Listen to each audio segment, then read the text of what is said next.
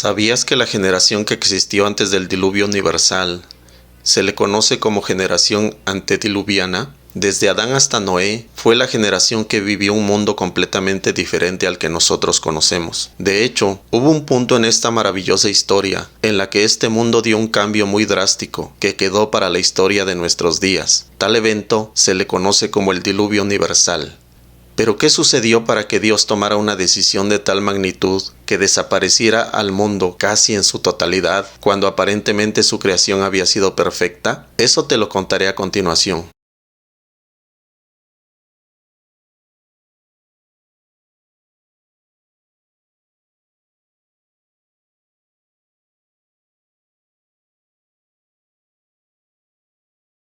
La Biblia dice en Génesis capítulo 6 versículo 1, versión Reina Valera 1960. Aconteció que cuando comenzaron los hombres a multiplicarse sobre la faz de la tierra, y les nacieron hijas, que viendo los hijos de Dios, que las hijas de los hombres eran hermosas, tomaron para sí mujeres, escogiendo entre todas. Y dijo Jehová, no contenderá mi espíritu con el hombre para siempre, porque ciertamente él es carne, mas serán sus días 120 años. Había gigantes en la tierra en aquellos días, y también después que se llegaron los hijos de Dios a las hijas de los hombres, y les engendraron hijos, estos fueron los valientes que desde la antigüedad fueron varones de renombre. Para fines de un mejor entendimiento, leeremos este pasaje en el Tanaj hebreo, que dice de la siguiente manera: Aconteció, cuando comenzó el ser humano a multiplicarse sobre la faz de la tierra, e hijas les habían nacido a ellos, vieron los Bene Elohim a las hijas de los hombres, que eran bellas, y tomaron mujeres para ellos, de todas las que preferían. Luego, en el versículo 4, el Tanaj hebreo dice: Los Nefilim estaban en la tierra en aquellos días, y también después de esto, cuando los Bene Elohim cohabitaban con las hijas del hombre y les parían hijos, ellos eran los héroes de antaño, hombres de renombre, y vio Adonai que grande era la maldad del hombre sobre la tierra, y que todo impulso del pensamiento de su corazón era únicamente el mal todo el tiempo. Arrepintióse Adonai por haber creado al hombre sobre la tierra, y se entristeció. Dijo Adonai: Borraré al hombre que he creado de sobre la faz de la tierra, desde el hombre hasta la bestia, reptiles y aves de los cielos, pues me arrepiento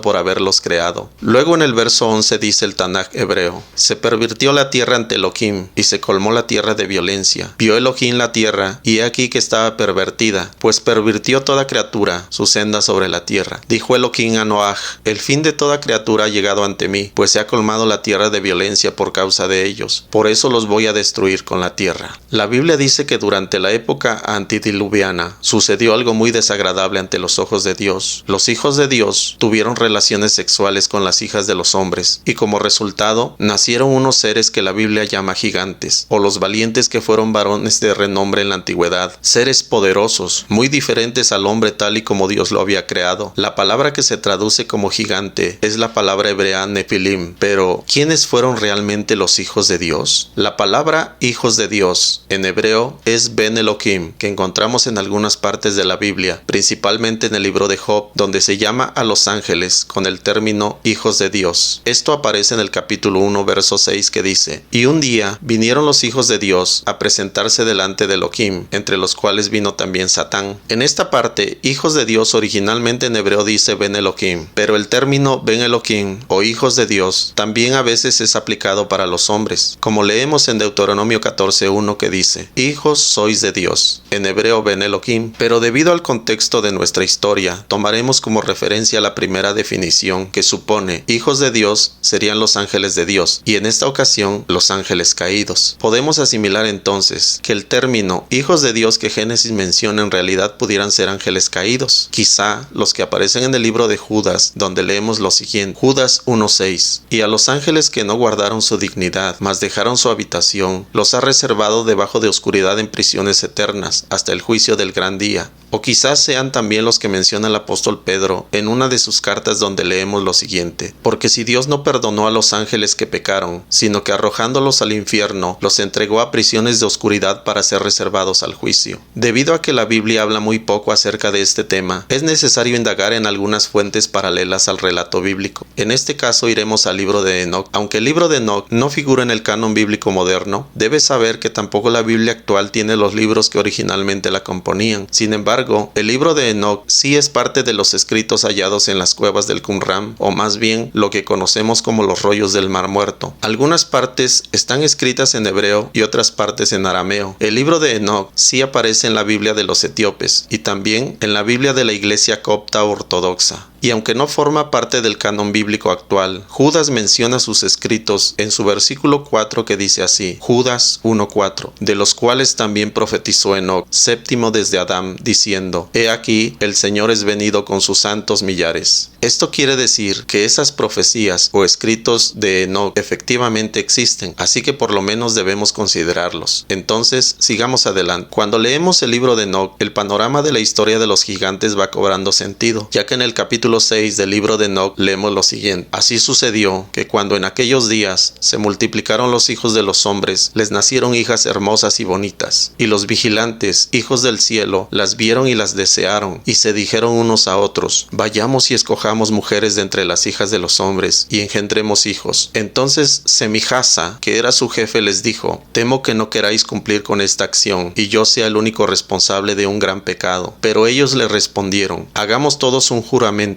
y comprometámonos todos bajo un anatema a no retroceder en este proyecto hasta ejecutarlo realmente. Entonces todos juraron unidos y se comprometieron al respecto los unos con los otros bajo anatema. Y eran en total 200 los que descendieron sobre la cima del monte que llamaron Hermón, porque sobre él habían jurado y se habían comprometido mutuamente bajo anatema. Cuando la Biblia dice, y se corrompió la tierra, es obvio que no habla solo de la maldad y la violencia a la que estamos acostumbrados a escuchar o imaginar, sino que el término corrupción va más allá y tiene que ver más específicamente a la corrupción de la genética del ser humano, que sucedió cuando estos hijos de Dios o ángeles caídos tuvieron relaciones sexuales con las mujeres de la tierra, y como resultado surgió una raza híbrida de seres poderosos o gigantes a los que la Biblia llama Nefilim. El capítulo 7 del libro de Enoc dice lo siguiente: todos y sus jefes tomaron para sí mujeres, y cada uno escogió entre todas, y comenzaron a entrar en ellas y a contaminarse con ellas, a enseñarles la brujería, la magia y el corte de las raíces, y a enseñarles sobre las plantas. Quedaron embarazadas de ellos, y parieron gigantes de unos 3000 codos de altura, que nacieron sobre la tierra, y conforme a su niñez crecieron, y devoraban el trabajo de todos los hijos de los hombres, hasta que los humanos ya no lograban abastecerles. Entonces los gigantes se volvieron contra los humanos para matarlos y devorarlos.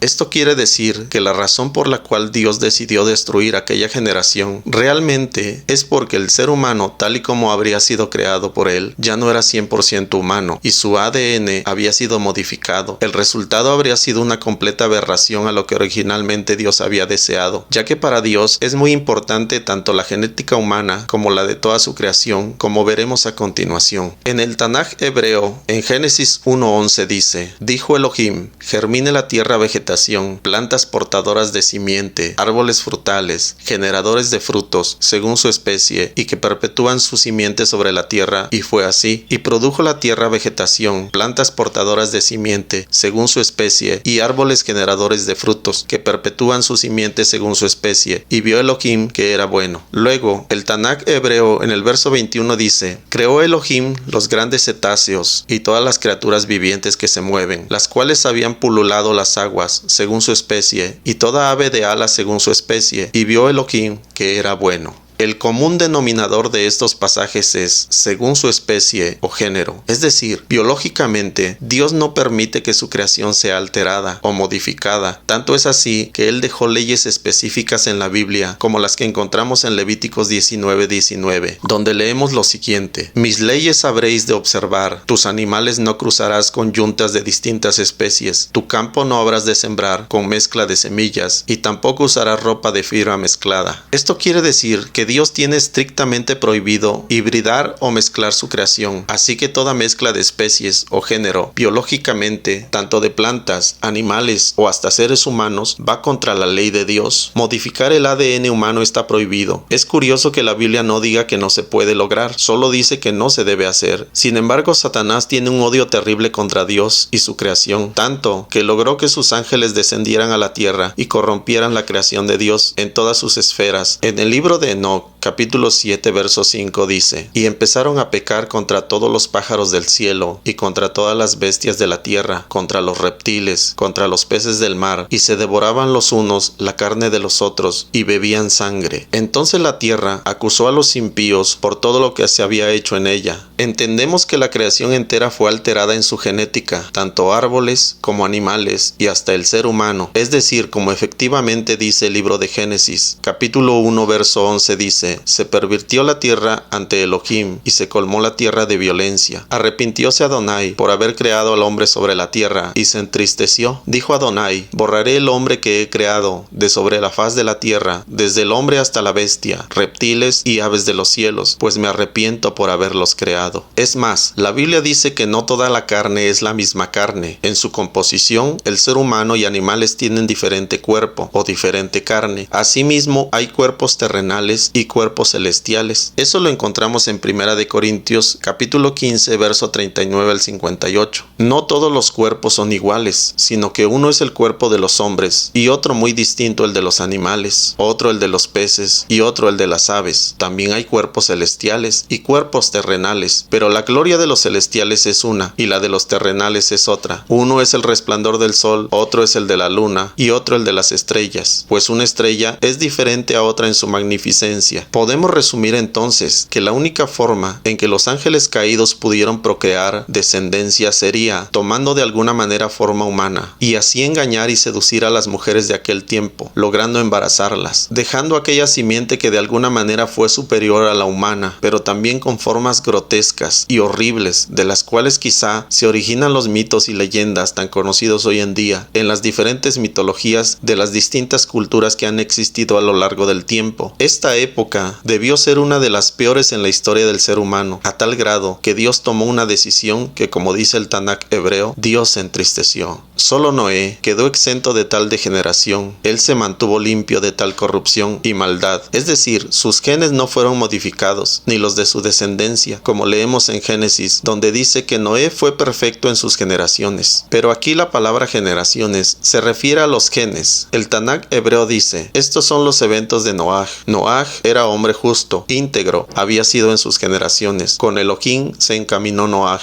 Dios preservó la vida de Noé y la de su familia, y la de los animales que no habían sido modificados en sus genes, en el arca, y los mantuvo ahí hasta que la tierra fue limpiada de tal degeneración y perversión. Era necesario volver a comenzar de nuevo. Un dato muy curioso es que Enoc tuvo un hijo llamado Matusalem, que su nombre en hebreo significa cuando él muera será enviado. Pero ¿esto qué tiene que ver con todo este asunto? Bueno, Matusalem vivió 969 años. Fíjate en la siguiente ecuación. Cuando Matusalem tenía 187 años, engendró a Lamec. Cuando Lamec tenía 182 años, engendró a Noé. El diluvio llegó cuando Noé tenía 600 años. Si sumamos 187 más 192 más 600, el resultado es 969. Esto quiere decir que el diluvio llegó exactamente cuando Matusalem murió. Por eso su nombre significa cuando él muera será enviado. O sea, ¿qué sería enviado? Ahora entendemos que lo que sería enviado era el diluvio. Esto quiere decir que Dios le dio casi 1000 años a la humanidad de aquel tiempo para arrepentirse. O sea, el tiempo de vida de Matusalem determinaría la paciencia de Dios sobre esta generación. Y vaya que Matusalem fue el ser humano que más tiempo vivió sobre esta tierra. Está clarísimo que la vida de Matusalem fue el reloj cronómetro que Dios usó para traer juicio sobre la humanidad de aquel tiempo. Solo faltaban 31 años para que Dios les diera un milenio completo de tiempo, porque si algo tiene Dios es que Él es paciente para con nosotros, ya que no quiere que nadie perezca, sino que todos procedamos al arrepentimiento, como dice 1 de Pedro capítulo 3, los cuales en otro tiempo fueron desobedientes, cuando una vez esperaba la paciencia de Dios en los días de Noé, cuando se aparejaba el arca, en la cual pocas, es a saber, 8 personas fueron salvas por agua. Para finalizar, la paciencia de Dios para que la humanidad se arrepintiera fue 969 años.